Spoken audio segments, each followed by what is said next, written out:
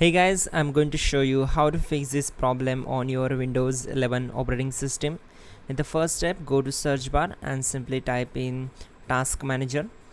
From the search results, click here to open it. Once we are here, we need to click on Run New Task, then select Browse button. Now go to this PC and open C drive, then open Windows folder. Now we need to find out System32 folder. Simply double click on it to open it. Now find out cmd.exe file. Simply select it and click on open. Now this will be our main path: C drive, Windows folder, System32 folder and cmd.exe file. Check this box and click on OK. This will open command prompt window. Now we need to execute some commands.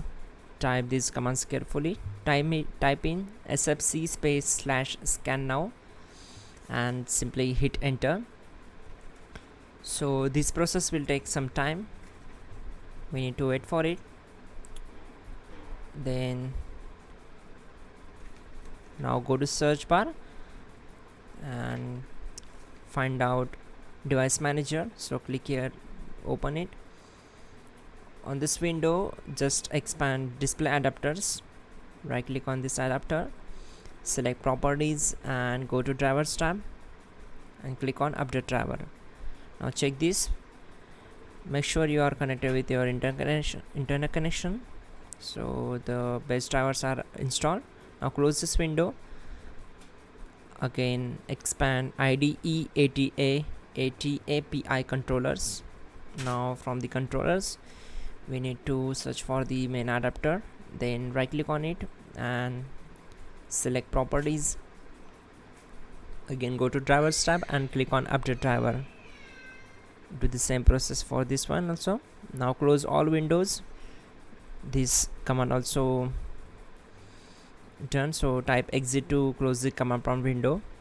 Now go to search bar and type in services. Click here to open it.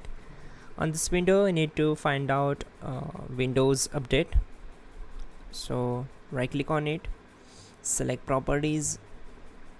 From the startup type, set automatic, then click on apply, then click on start and then OK. Now close this window and simply move to the next step. This is the last one. So go to search bar, type in cmd, right click on it and select run as administrator.